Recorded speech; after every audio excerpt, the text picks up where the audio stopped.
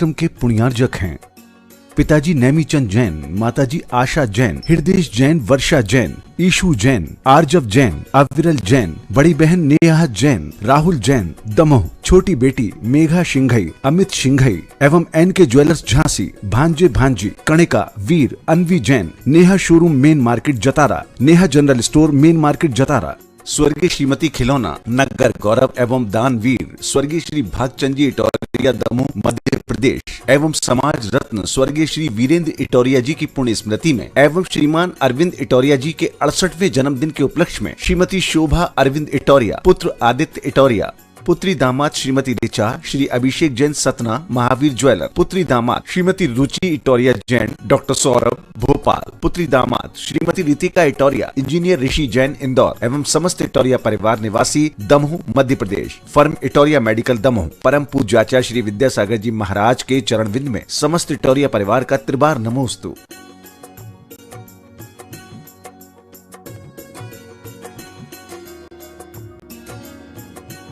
और इसी के साथ इन्होंने एक एक कलशी की स्वीकृति दिए 1,11,000 की, इसलिए वे शास्त्रदान भी साथ में करेंगे। चलो आगे दीप प्रज्वलन के लिए निमंत्रित करते हैं विजय कुमार जी जैन, पारोला निवासी। इन्होंने आज 11 लाख रुपए का कलश की स्वीकृति दी है, वो नगद राशि यहाँ जमा कर दिए। वे परिवार से आए और आज का दीप प्रज्वलन करें।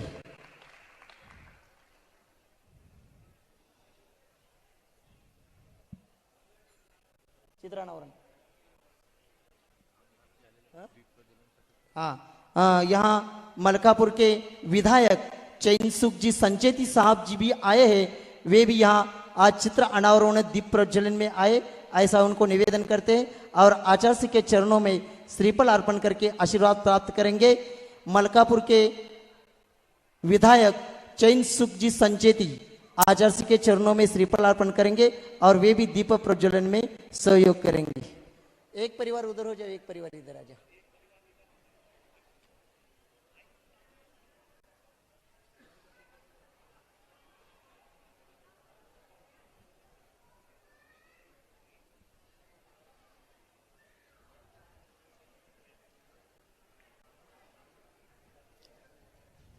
शिरपुर अंतरिक्ष पार्श्वनाथ अतिशय क्षेत्र का विकास की योजनाएं यहाँ बन रही है। जल्द ही विकास की पूरी योजनाएं आपके सामने रखेंगे। इस विकास के लिए आप सब लोगों का सहयोग अपेक्षित है। आप सब लोग सहयोग करें।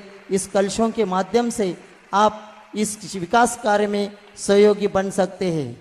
कलश की स्वीकृति देकर आप इस अंतरिक्ष पार्श्वनाथ अतिशय क्षेत्र के विकास के सहयोगी बन सकते हैं। विजय मामा दीप प्रज्वलन करा।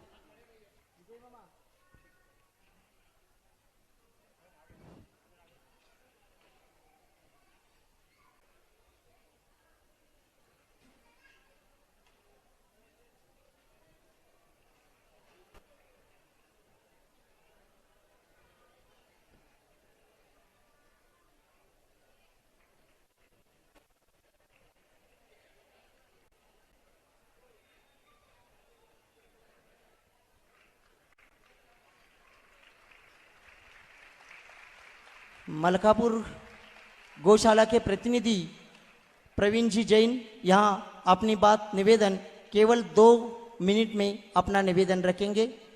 प्रवीण जी जैन मलकापुर गौशाला के प्रतिनिधि, आप अभी भी कलशों की दान स्वीकृति यहाँ भेज सकते हैं और आचार्य श्री को शास्त्रदान करवा सकते हैं। आचार्य श्री को शास्त्रदान करने के लिए आप एक कलश की स्वीकृति लिख सकते हैं। इसी के साथ यहाँ जो हथकरघा की योजना प्रारंभ है उसमें भी 55,555 का एक मशीन की दान स्वीकृति आप लोग दे सकते हैं।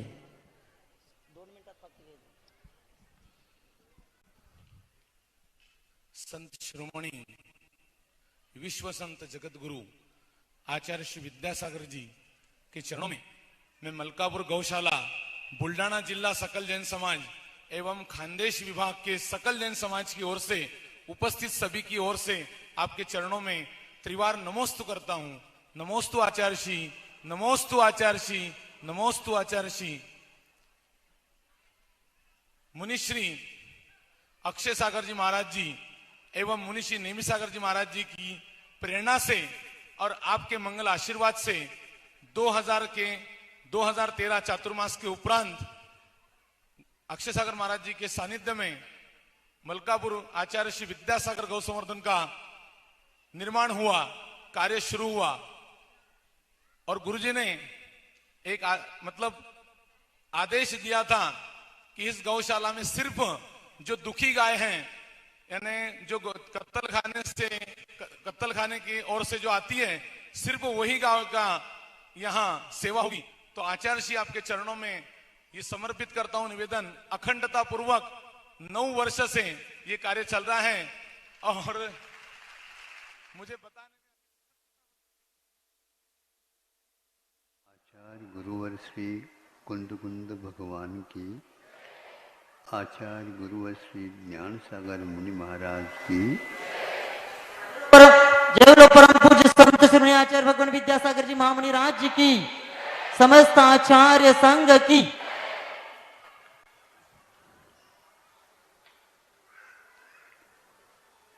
पर्व सामने आ रहा है। धीरे धीरे लोग एकत्रित हो रहे हैं। व्यवस्था की बात है, ये होती रहेगी। कार्यक्रम की घोषणा यहाँ पर हो चुकी है। आज यह पर्व से पूर्व में रविवार आया है। अब पर्व में ही रविवार आएगा, वह 7-8 दिन में आएगा।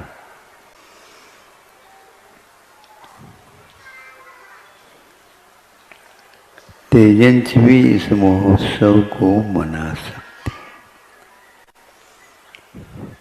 आप लोगों को बार बार कहने के उपरांत मनाते हैं और वो उनको कुछ कहे बिना भी वो मनाते रहते हैं। पर्वराज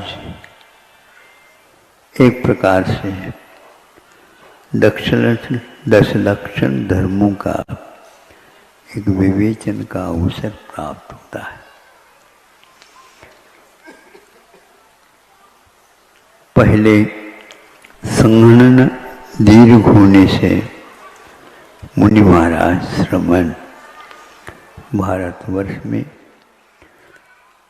अन्यत्र जंगलों में रहते थे। आज संगणन की हीनता होने के कारण आप लोग इस दृश्य को उस रूप में नहीं देख पा रहे। फिर भी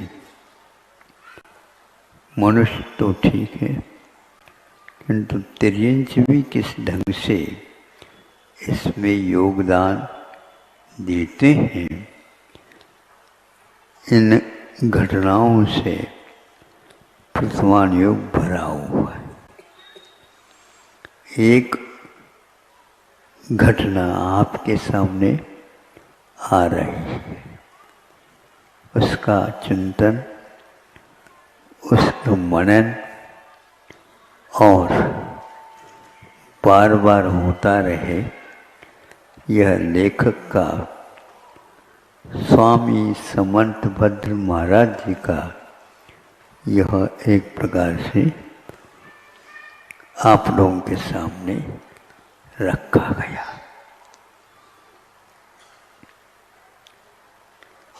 चातुर्मास की भी बात हो सकती है या अन्य समय में ये घटना घटी हो। भीतर गुफा में एक महाराज जी बैठे हैं और बाहर से एक अरण्य के जो सुअर होता है वह भी उस गुफा के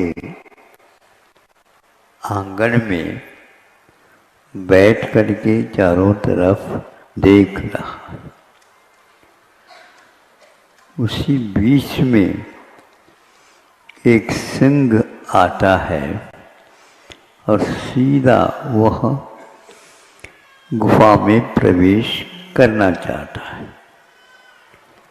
उसी वक्त उस सूअर ने जा करके उससे भिड़ करके और अपनी भाषा में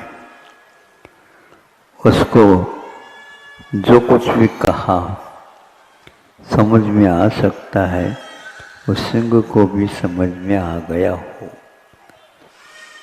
उसने भी इसी प्रकार का प्रहार धावा भूल करके उसको जवाब देना चाहा, लेकिन ये एक ऐसा दो पहलवान के बीच में कुश्ती होती है, बच्चों का त्यों वहां पर घटने लगे।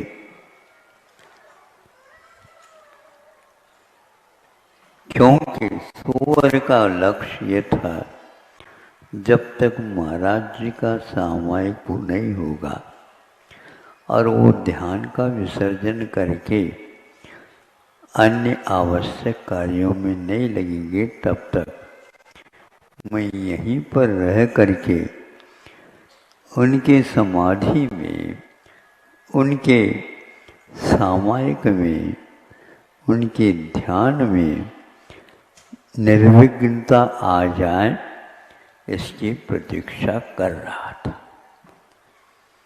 सिंह उसे समझता था, किंतु सिंह चूंकि अब इसके साथ मुठभेड़ में लग गया, इसलिए दूसरा कोई तीसरा कोई उसमें प्रवेश नहीं कर पाया। यह बहुत देर तक घमासान युद्ध उन दोनों में होता रहा। सिंह का यही मात्र अभिप्राय था, उस मानव प्राणी का भक्षण आज हो जाए। एक रक्षक बन करके बैठा है और एक राजा हो करके, राजा है क्या नहीं? हाँ, सिंह जंगल का राजा माना जाता। इस राजा के साथ भी युद्ध लड़ने का कार्य सूअर ने अपने हाथ में ले लिया। एक दूसरे के ऊपर प्रहार करते समय दोनों का शरीर घायल हो गए, रक्तस्राव होने लगा। फिर भी भीतरी वेग, एक का वेग क्रूरता से भरा हुआ है और एक संवेग के साथ ये कार्य कर रहा है। दोनों विपरीत हो गए। पशुओं के लिए कोई प्रशिक्षण नहीं दिया जाता। प्रशिक्षण और उपदेश मुख्य रूप से मनुष्य को ही प्राप्त होता है, लेकिन पशु और पक्षी यहाँ पर बैठे बैठे वृक्षों के ऊपर भी सुन रहे हो सकते हैं। गाय भैंस आदि भी इनको सुन सकते हैं, सुनते होंगे, मुख से कुछ कहते नहीं। उन्हें आग्रह करने की कोई आवश्यकता नहीं पड़ती। उनके भावों में इस प्रकार की विचित्रता रहती है।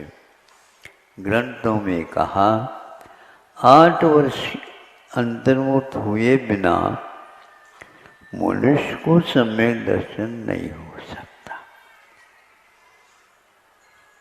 कितने भी वह प्रयास कर ले, गुरु महाराजों के चरणों में ही बैठा रहे तो भी प्राप्त नहीं हो सकता। किंतु मुनि महाराजों के चरण स्पर्श हुए बिना अंतर मुहूर्त में भी पशुओं को सम्यक दर्शन हो सकता है। क्या सुन रहे हो आप लोग? आप लोगों को 8 वर्ष अंतर मुहूर्त चाहिए और उनके लिए अंतर मुहूर्त भी पर्याप्त होता है। ये कैसी योग्यता उनकी, इसके बारे में सोचिएगा। मनुष्य बहुत व्यापक कषाय करता है। मनुष्य की जीवन में व्यापकता कषायों की रह सकती है, दया की भी रह सकती है, लेकिन पशुओं में भी यह देखने को उपलब्ध होता है। इन दोनों में सुअर एक ऐसा ही अहिंसक था, तो वहाँ भीतर ही भीतर, यहाँ पर भले ही बैठा रहा, किंतु उसका जीवन अहिंसामय हो गया था। वह रक्षक के रूप में ही वहाँ पर रहता था।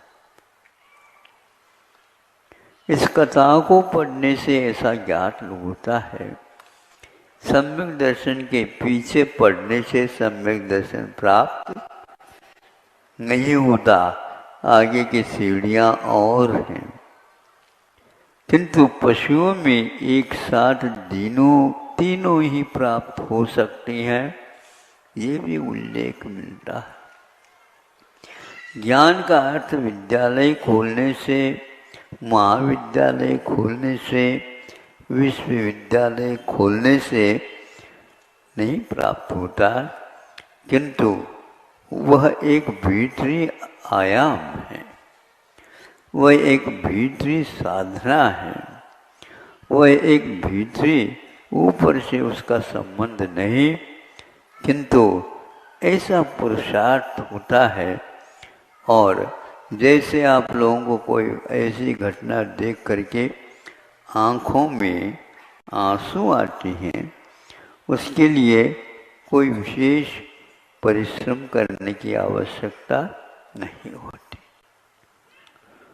कभी कभी ऐसे भी भीति के अवसर मिलते हैं और शरीर में पसीना अपने आप ही आने लग जाता है।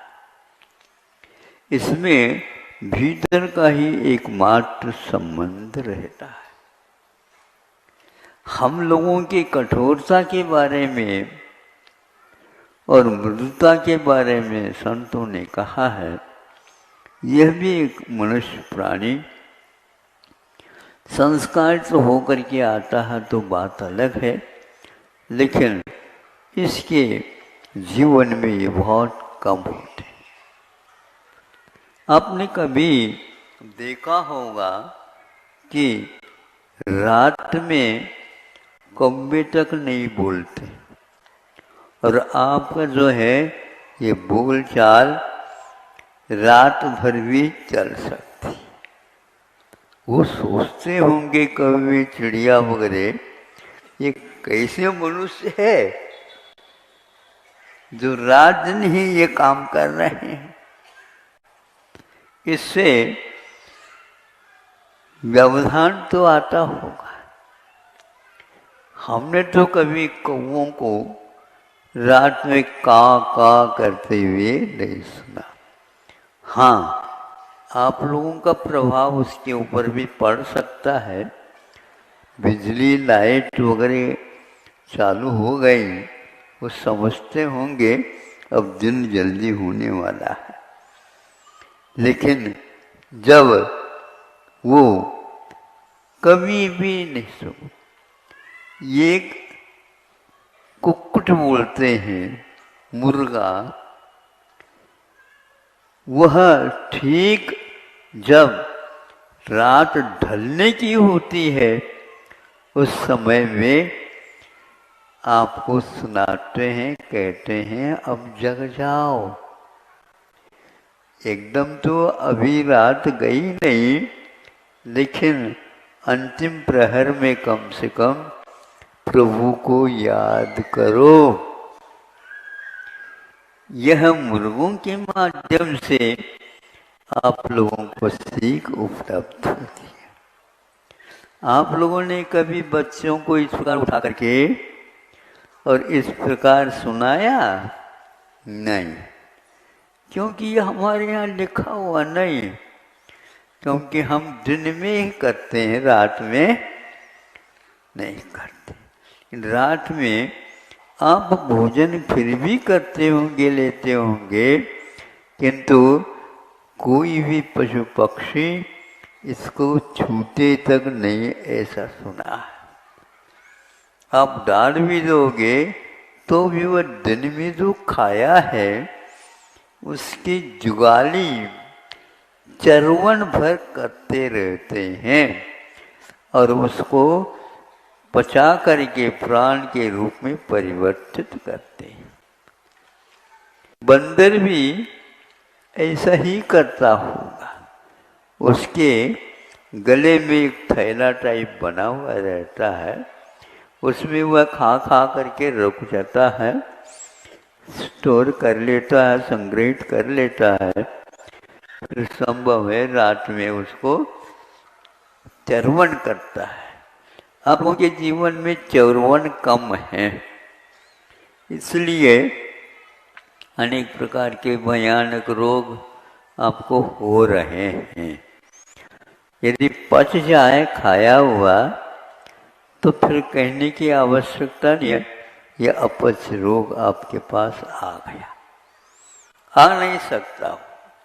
हम यूं कहो बस हर बात में संग्रह और को यह उपलब्ध न हो, इस प्रकार की भावना रखते हैं। और भी पशु पक्षी, उनके बारे में आप अध्ययन करिएगा, निश्चित रूप से वे इस प्रकार की तामसी वृत्ति से दूर रहते हैं। पीने का भी कार्य रात में वे लोग नहीं करते, कुछ पशु पक्षी को छोड़ करके।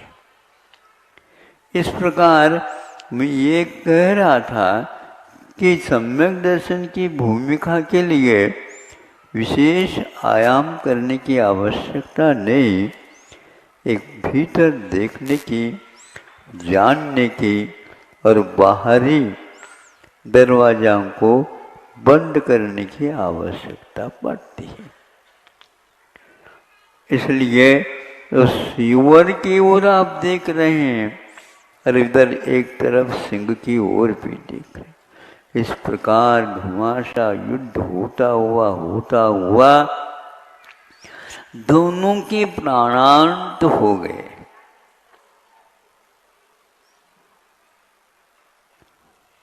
क्योंकि दोनों के बीच में जो यह घात प्रत्याघात की प्रक्रिया होने से घायल हो गए, दोनों को प्राणांत हो गया। लड़ने वाले तो निश्चित रूप से नरक में जाएंगे, ऐसा तो हम सुनते हैं। सुनते क्यों, बिल्कुल है ही है।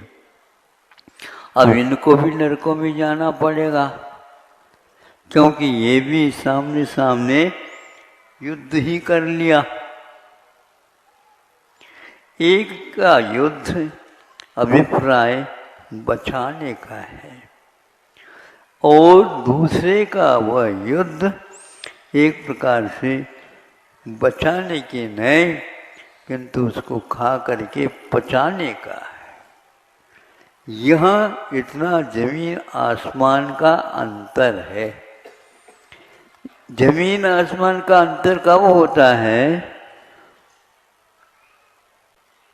कि यह संभव ही नहीं है इन दोनों को हम मिला दें, इतना बड़ा अंतर रहता है। ऐसा ही भावों का खेल है।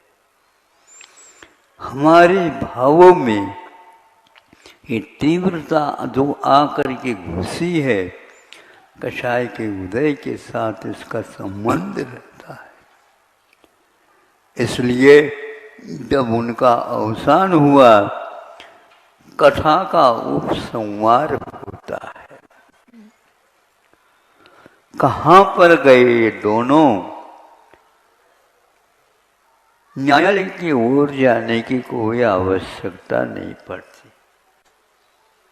यह आज की रिवाज जैसी बन गई।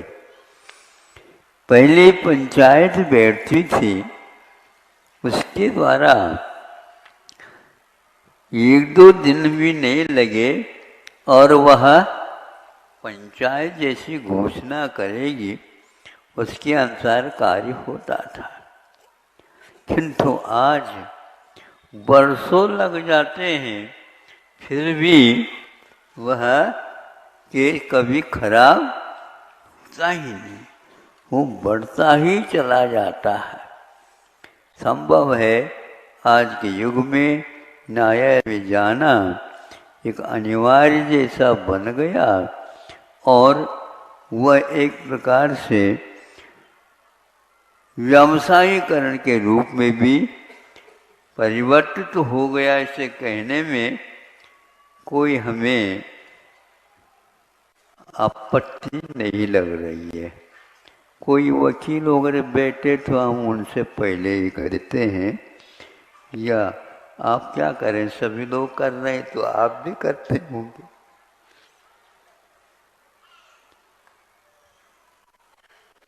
मतलब उनको पंचायत के ऊपर कितना बड़ा विश्वास रहता था। जो वो कहेंगे वो हमारे लिए मान, और वह कह देते थे। कोई बुरा नहीं लगता था, जिसका मान लो जिसके पक्ष नहीं लिया गया उसको भी वह बुरा नहीं लगता, क्योंकि पंचायत का जो कुछ भी है निर्णय हमें मान्य है, क्योंकि हमें यहीं पर रहना है। एकदम आपको स्वर्ग नहीं मिलेगा, ध्यान रखो। वहाँ पर भी बहुत पंक्ति लगानी पड़ती है, लाइन, तब कहीं वो मिलता है।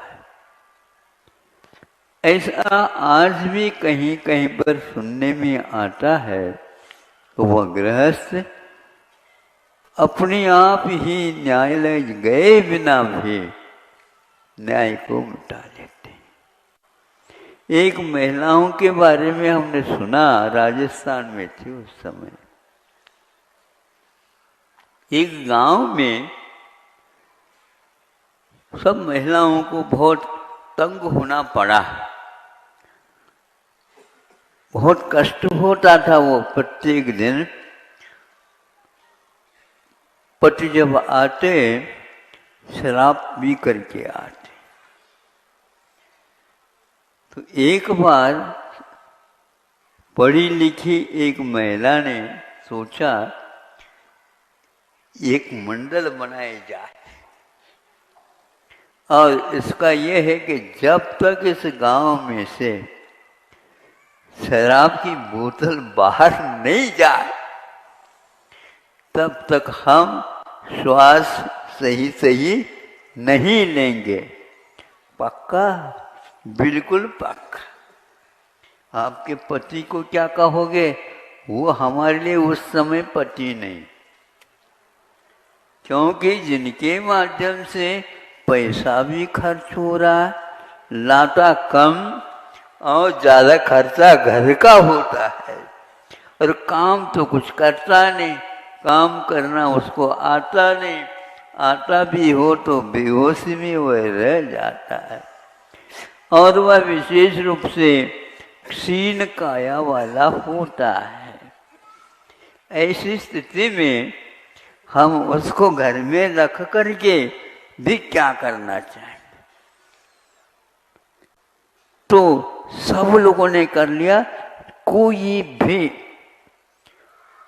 7 बजे या 8 बजे नहीं, उससे पूर्व में घर में सदस्य आता है तो ठीक स्वागत है, नहीं आता है बाहर रहो।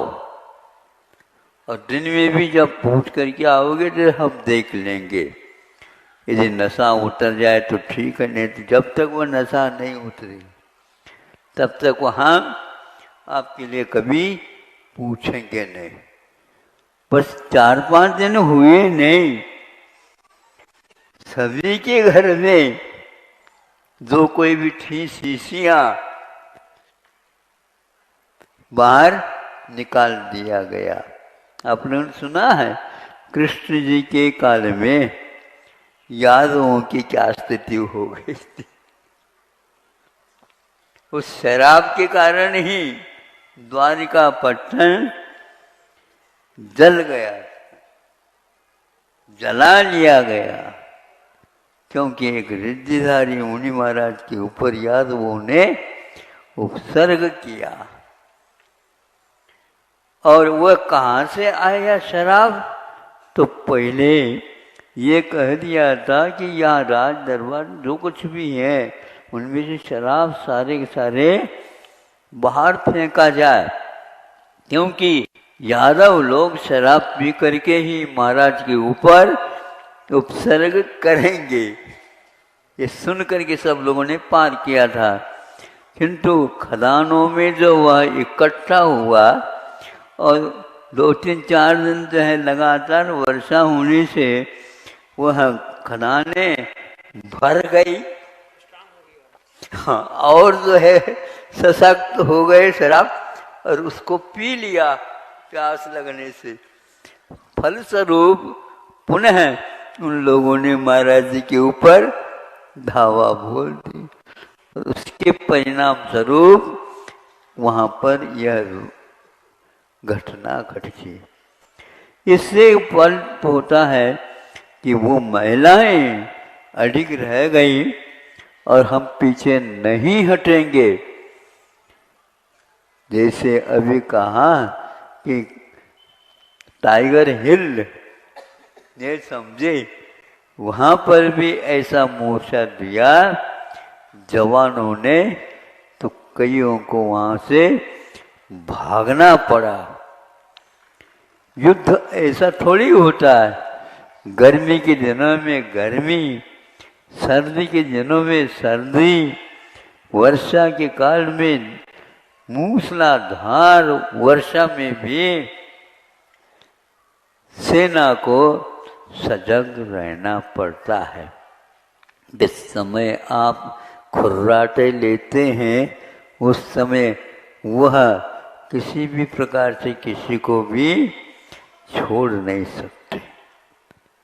तब कहीं जाकर के ये महाराष्ट्र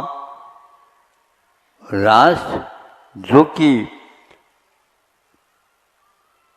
प्रथम नंबर में, भारत तो नहीं आ रहा लेकिन आबादी की अपेक्षा से दूसरे नंबर में आता है।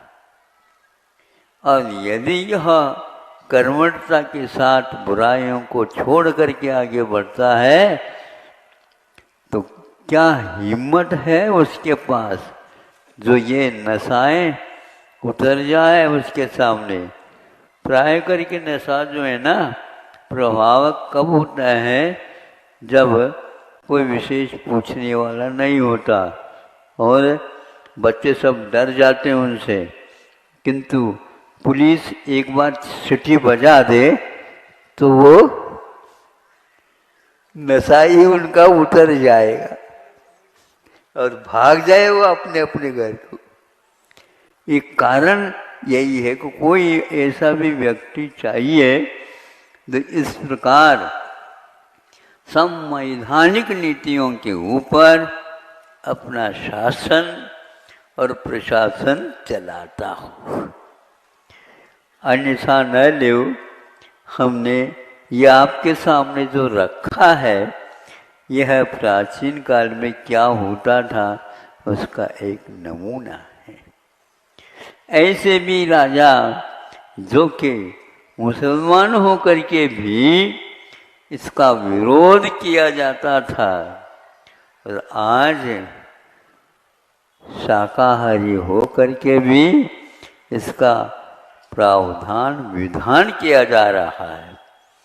अब पर्व के दिनों में क्या क्या बोलना पड़ेगा और क्या क्या आप लोगों को सुनना पड़ेगा हम अभी कह नहीं सकते, क्योंकि आपने हमारे सामने निवेदन किया है महाराज हम सुनेंगे। तो हम भी देखो समय मिल जाए तो सुनाएंगे, लेकिन आपकी केवल मतलब की बात नहीं सुनेंगे, जो सही सही घटनाएं हैं वही आपके सामने रखेंगे। हाउ कह दो, हाउ। ऐसे धीरे धीरे हाउ हमारे कानों में नहीं आ पाती। हाँ हो महाराज। हाँ, तो उससे जो है ना, ये सारे पुरुष लोग समझ में आए। ये प्राय करके पुरुषों के द्वारा ही शराब का धंधा किया जाता। हाँ, कहीं कहीं पर बहुत दिन का प्रचलन होने से वहाँ महिलाओं में भी आ सकता है, लेकिन उसमें अगला उन्हीं का रहता है।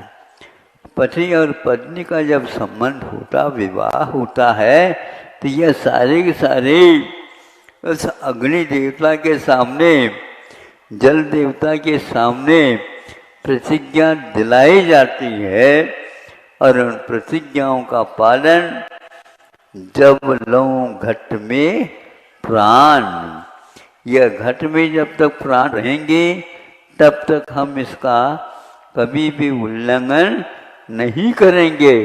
तो यह भीतरी नहीं बाहरी बात, उसका प्रभाव से कई लोग इसको भूल जाते हैं।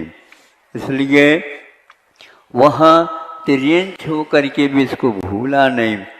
वह तो हो गया सुअर, स्वर्ग में जाकर के देव हुआ, और सिंह कहाँ पर चला गया है? रावण जैसे अन्यायी व्यक्तियों का वहाँ पर अड्डा लगा हुआ है, आज भी वहाँ पर वह चला गया। हमें छूट देते एक बार, छूट नहीं यहाँ पर। सभी को अपना किया हुआ अनर्थ का फल भोगना पड़ेगा, भिन्न भिन्न स्थानों में जा कर के।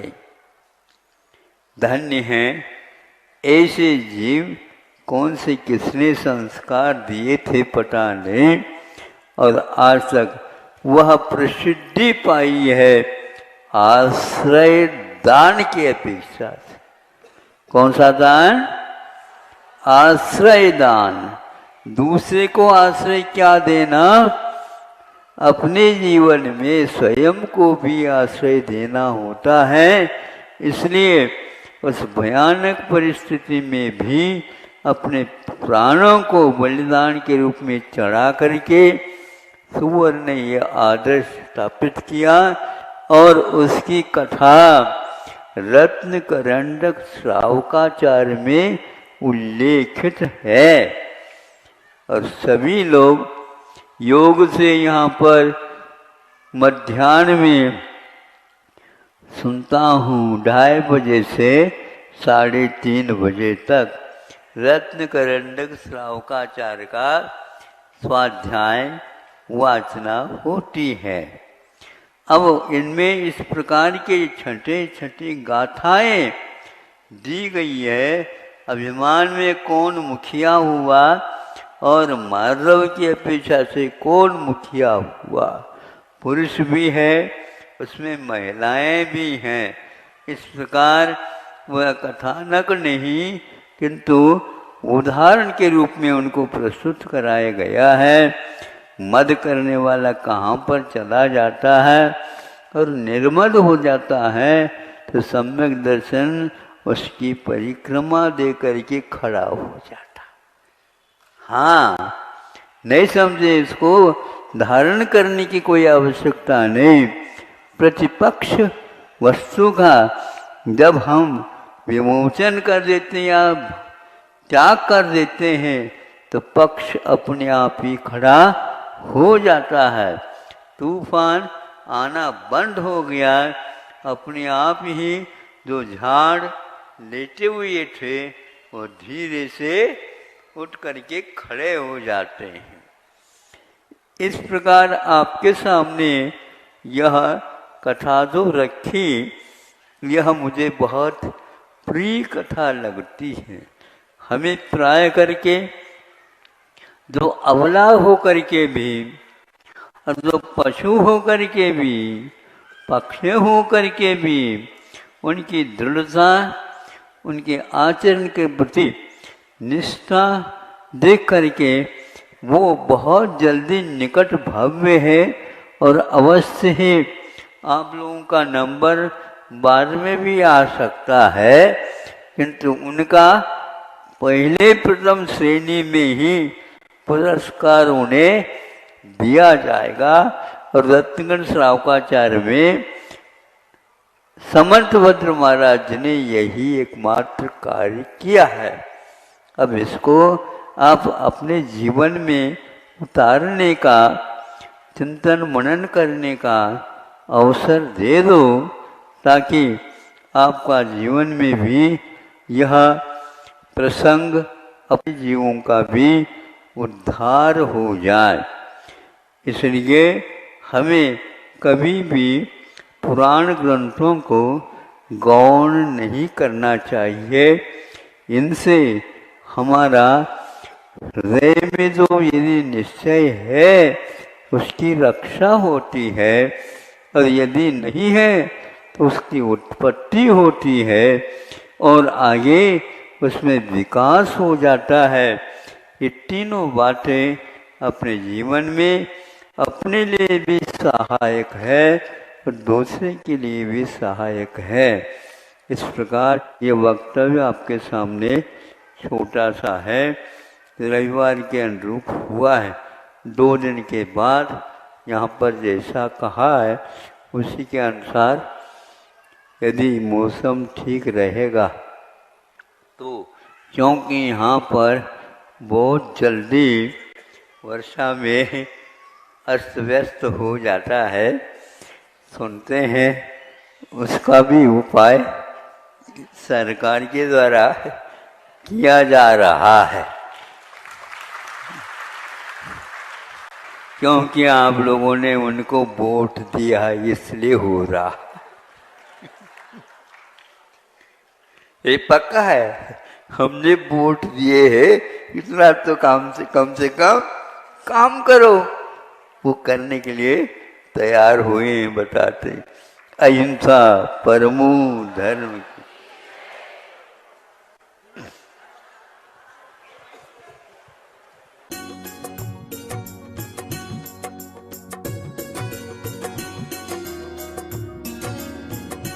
नमस्तु नमस्तु नमस्तु। ओम नमः शुद्धेभ्यः, ओम नमः शुद्धेभ्यः, ओम नमः शुद्धेभ्यः। अहिंसा परमो धर्म की आचार्य गुरुवर श्री कुंद कुंद भगवान की, आचार्य गुरुवर श्री ज्ञान सागर मुनि महाराज की, जय परम पूज्य संत शून्य आचार्य भगवान विद्यासागर जी महामुनि राज जी की, समस्त आचार्य संघ की।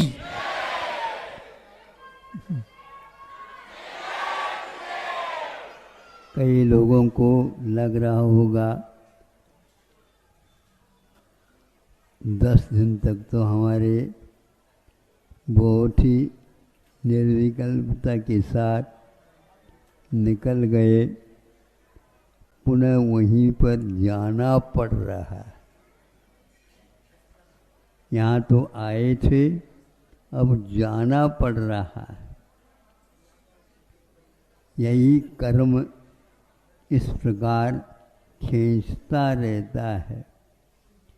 संयम के साथ जब कदम उठ जाते हैं तो यह जाना भी नहीं पड़ेगा, लेकिन इसके लिए, इस दुकान को खोलने के लिए पूंजी बहुत लगती है। कितनी लगती महाराज? हम दे देंगे, पूरा देना पड़ता है।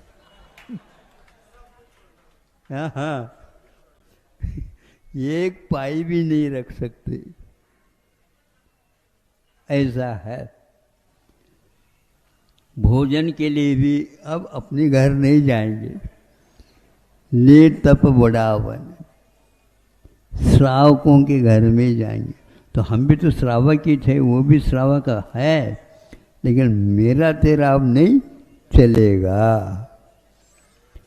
इतना 10 लक्षण धर्म करने के लिए इतनी तैयारी होनी चाहिए। संसारी प्राणी है, इतना भी साहस करता है, कम नहीं माना जाता। इसी में संतुष्ट नहीं होना, किंतु इसलिए कि कोई भी बीमारी होती है, उस बीमारी के साथ भोजन तो दिया जाता है, लेकिन पथ्य भी दिया जाता है। पथ्य का पालन पहले है, फिर बाद में भोजन उसके साथ दूसरे क्रम में आता है। आप लोगों को समझ में पूरा आ गया है, ये भी बहुत अच्छी बात है। अब अपने समय के अनुसार इसमें वृद्धि करना अथवा नियम कुछ काल के लिए करना इत्यादि आपके हाथ में है। गेर कौन सा बदलना, स्पीड गति कितनी देना, ये आपके हाथ में है। समय का उपयोग करेंगे। उपवास बहुतों के हुए बताते हैं। अब ये बताओ, घर में भी लोग उपवास करते हैं, ऐसी बात नहीं है, लेकिन फिर भी यहाँ का कितने व्यक्ति, अब इन लोगों को घोषणा करने में ही दिक्कत हो रही है। इतने व्यक्ति सैकड़ों के लोग यहाँ पर इसमें भाग लेकर के अपने उत्साह को और बढ़ा दिया है, और यही अभ्यास रहेगा। निश्चित रूप से आचार्य कहते हैं, उक्कस्येन दोतिन्न बहुगणानि जहन्येन सतत बहुगणानि। उत्कृष्ट से श्रावक भी हो तो भी वह दोतिन्न बहुगणानि, 3 भाव में वह चला जाता। यहाँ से देवगति, देवगति से पुनः यहाँ आएगा, अन्यत्र कहीं इच्छा नहीं होती उसकी, और वह चला जा सकता। ये उत्कृष्ट मार्ग है। मुनियों के लिए भी वही है और श्रावकों के लिए भी वही है। लेकिन ये ध्यान रखना, श्रावक वहाँ पर जाने के उपरांत मुनि महाराज भी असंयमी हो जाते तो ये भी असंयमी होंगे। वहाँ से यहाँ पर आएंगे, संयम मार्गना प्रारंभ हो जाएगा। इस प्रकार करेंगे तो 3 ही भाव, इस भाव को लेकर के 3 भाव में काम पूर्ण हो सकता है। ऐसे मोड़ पर आए हो तो सकल जगत पंथ धन पंथ क्या बोलते हैं ना आप लोग, बिल्कुल यदि करेगा साहस तो ये काम होगा। ये साहस का काम है, क्योंकि साथ देने वाले बहुत प्रकार के होते हैं। थोड़ी बात नहीं, इस गाड़ी में नहीं से जो पीछे से और आ रही है उसमें बैठ जाओ, आज नहीं से कल देखेंगे। एक भाव और से अनंत काल हो गया है, एक आध भाव और लग जाए, लेकिन शांति से हम जाएंगे। आपको कौन भगा रहा है? अब शांति से आइए। हमें इसमें बहुत प्रसन्नता है, क्योंकि आपके गाड़ी का मुख भी इस ओर हो गया है। न वो सब कुछ देंगे हम, क्योंकि हम पीछे भी रह जाएंगे तो पीछे से ही गार्ड काम करता रहता है। ड्राइवर भले ही आगे बैठता है और गार्ड तो वह पीछे रहता है, लेकिन उनकी झंडी जब तक नहीं दिखती गाड़ी आगे। इसलिए हमारे झंडी दिखाने वाले देवगुरु शास्त्र हैं, उसके अनुसार अपने को काम करना है। और बच्चों के ऊपर मूल रूप से आप लोगों को ध्यान देना है कि वे ही हमारे लिए सब कुछ है। जैसे आज का नागरिक कल का जो है नायक बन सकता है, राष्ट्र को चला सकता है, उसी प्रकार आज का यह बालक धर्म ध्वजा को लेकर के आगे बढ़ेगा। यह उनके ऊपर आधारित है।